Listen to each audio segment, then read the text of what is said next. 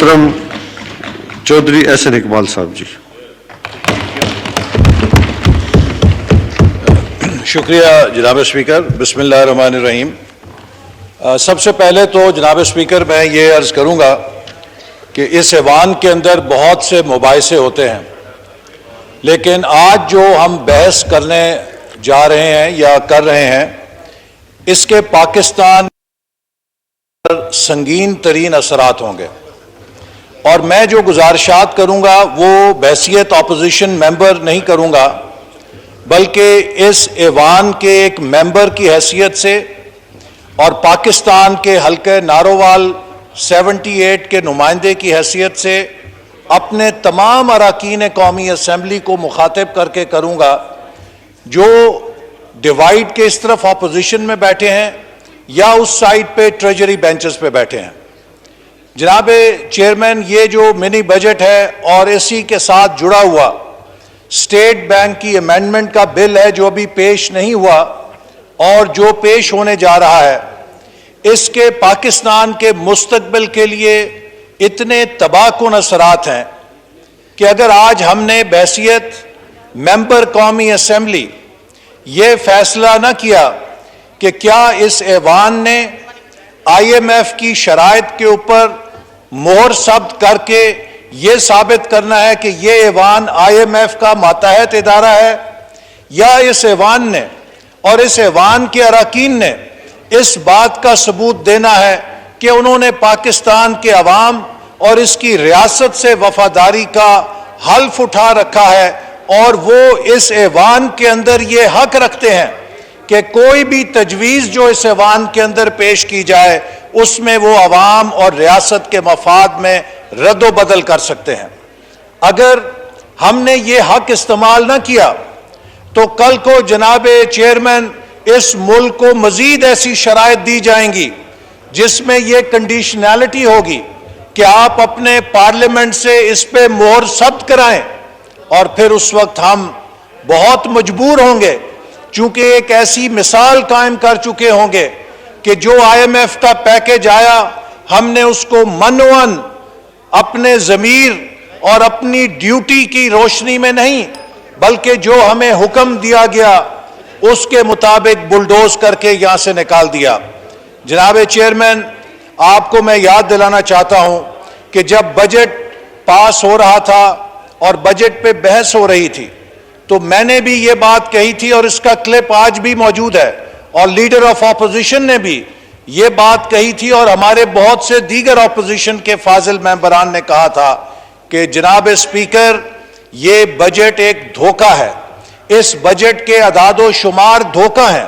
اس budget کے اندر جو دعوے کیے جا رہے ہیں وہ دھوکہ ہیں، اور ہم آپ کو اس فلور آف دا ہاؤس ذمہ داری کے ساتھ کہتے ہیں کہ 6 مہینے کے اندر حکومت ایک منی بجٹ لے کر آئے گی. اور ہمارے جو ٹریجری بینچز کے اراکین ہیں اور فائنانس منسٹر ہیں وہ ہمیں یقین دلا رہے تھے کہ یہ حتمی بجٹ ہے، کوئی منی بجٹ نہیں آئے گا. اور جناب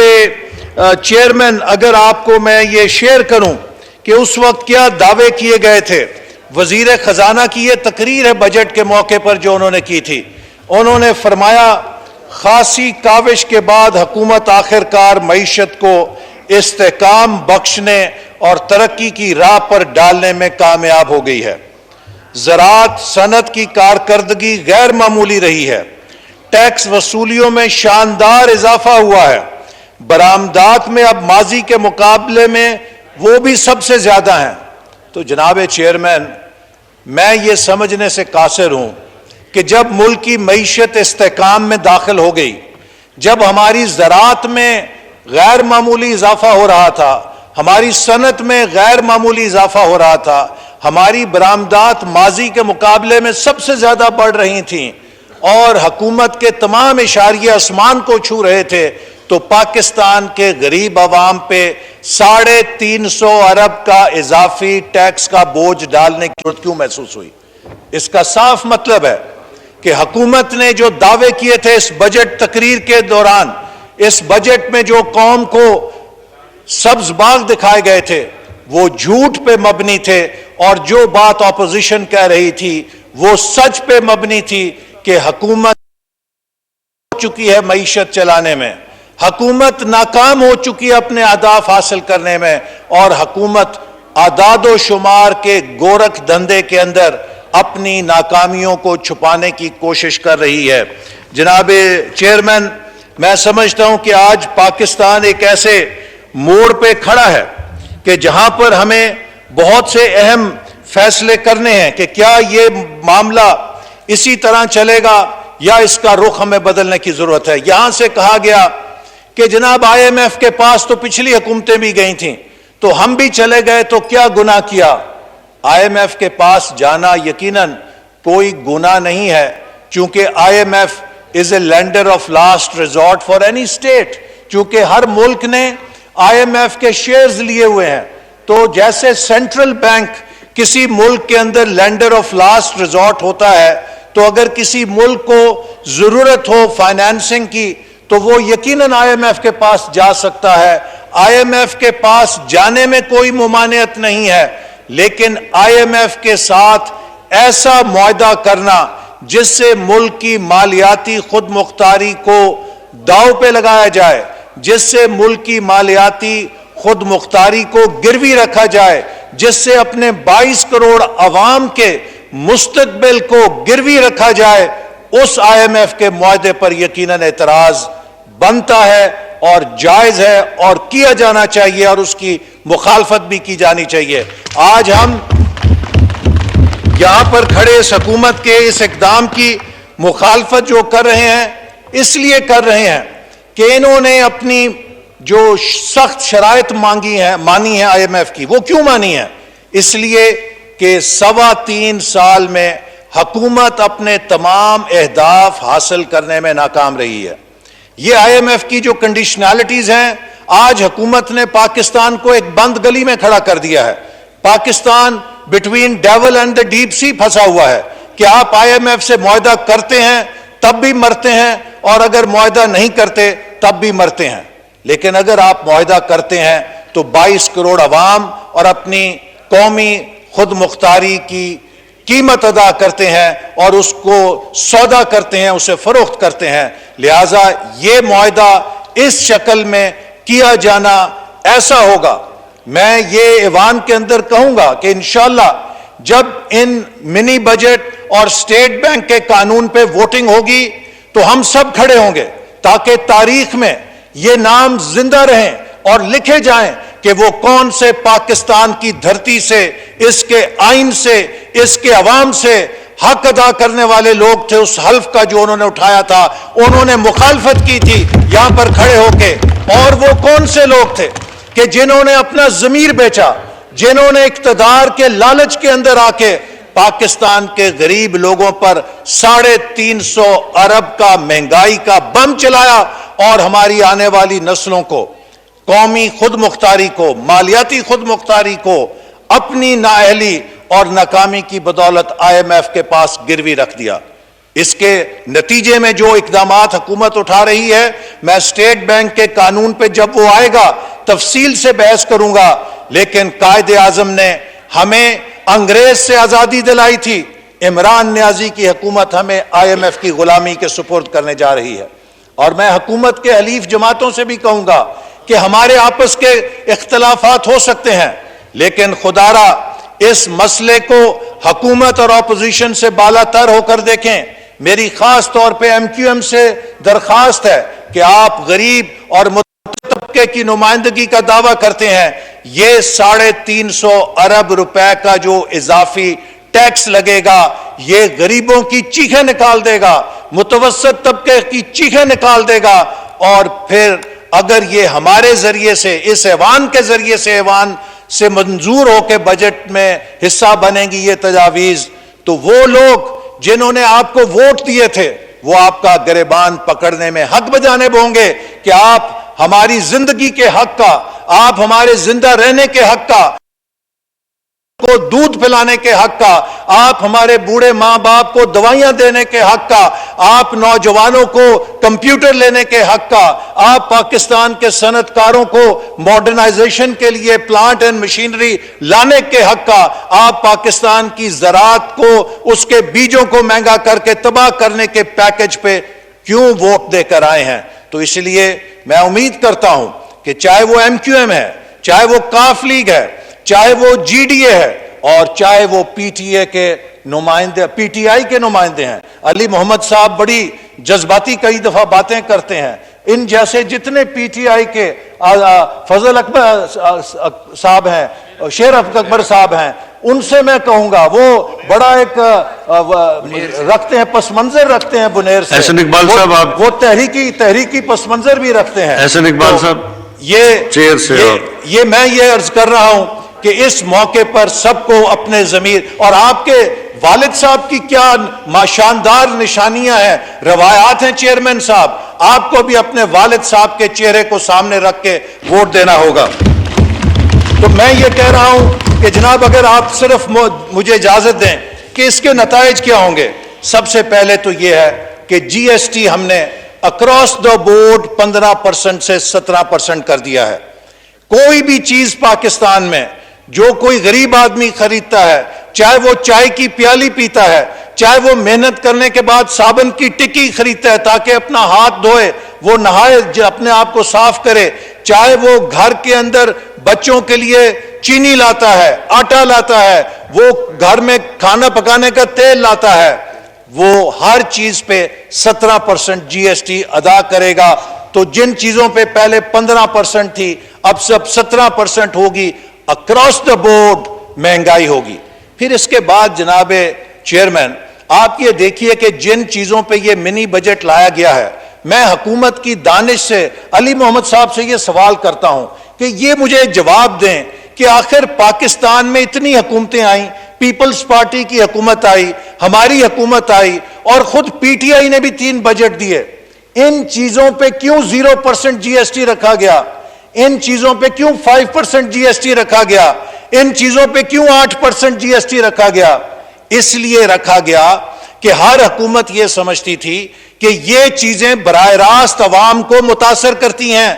یہ چیزیں براہ راست عوام کی ضرورت کی ہیں، چاہے وہ تعلیم سے تعلق رکھیں، چاہے وہ صحت کے شعبے سے تعلق رکھیں، چاہے وہ زراعت کے شعبے سے تعلق رکھیں، چاہے وہ صنعت کے شعبے سے تعلق رکھیں، چاہے وہ پاکستان کے سروس سیکٹر سے تعلق رکھیں، ان سب کو اس ڈیوٹی کے بوجھ سے بچانا اس لیے ضروری تھا کہ اس کا بوجھ براہ راست عوام پہ پڑتا ہے۔ تو ایک چیز جس کو آج تک کسی حکومت نے ہاتھ نہیں لگایا، اس کی حرمت کا، عوام کے مفاد کا ہر حکومت نے خیال رکھا۔ آج پی ٹی آئی کی حکومت 350 ارب روپے کا وہ ٹیکس بوجھ جو کسی حکومت نے آج تک عوام پر منتقل نہیں ہونے دیا تھا، اس کو منتقل کرنے جا رہی ہے۔ وزیر خزانہ صاحب کی میں نے پریس کانفرنس سنی، میں حیران ہوتا ہوں کہ 21ویں صدی میں اتنے بڑے بڑے لطیفے ہوتے ہیں کہ کہتے ہیں کہ صرف 2 ارب روپے کا بوجھ پڑے گا عوام کے اوپر اور 350 ارب کی ہم ڈیوٹی واپس کر رہے ہیں۔ جناب وزیر خزانہ صاحب، آپ 350 ارب کی جو ڈیوٹی واپس لے رہے ہیں، چھوٹ واپس لے رہے ہیں، تو مجھے یہ بتائیے کہ یہ 350 ارب کی جو ٹیکس ہے کیا یہ فرشتے ادا کریں گے؟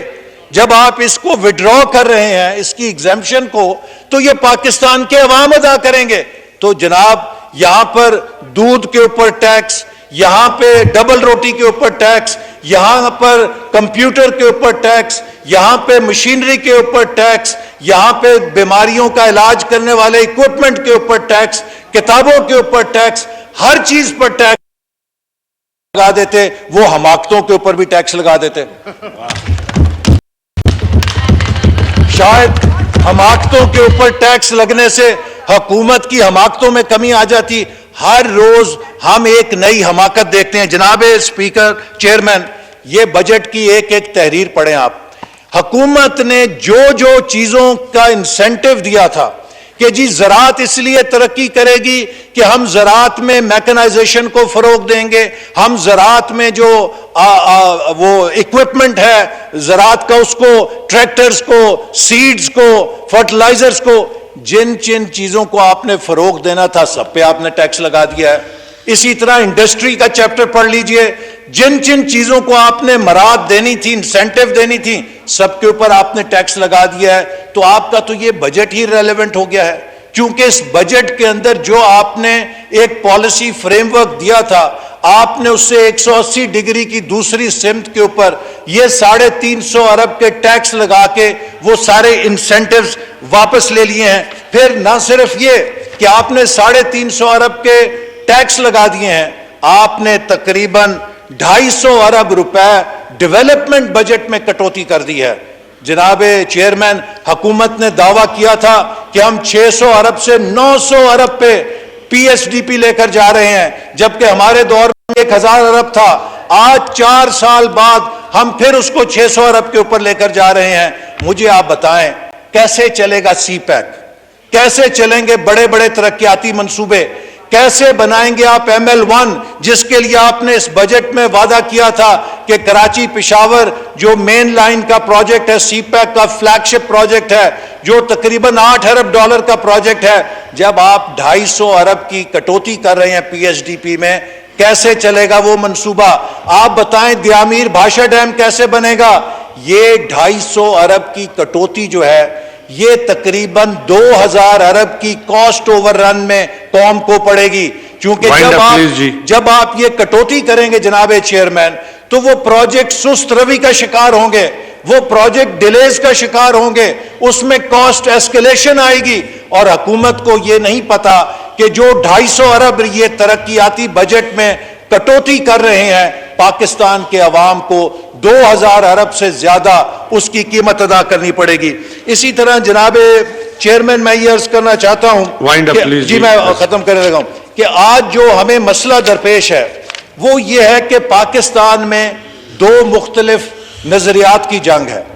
ایک وہ نظریہ ہے جو صبح شام اپنے قوم کو اور دنیا کو یہ ثابت کر رہا ہے کہ پاکستان مافیاز کا ملک ہے، پاکستان کرپشن کرنے والوں کا ملک ہے، پاکستان منی لانڈرنگ کرنے والوں کا ملک ہے، پاکستان سب سے زیادہ چوری کرنے والوں کا ملک ہے۔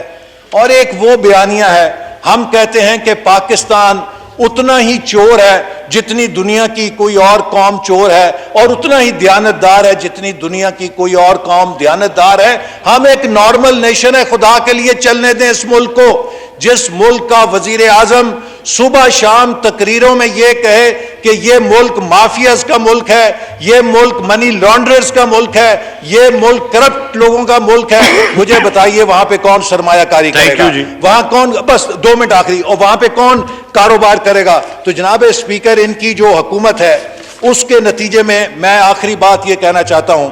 کہ آج پاکستان کی سالمیت کو اس لیے سنگین خطرے ہیں کہ 4 بنیادیں ہوتی ہیں جن پر قومی طاقت کھڑی ہوتی ہے: معیشت،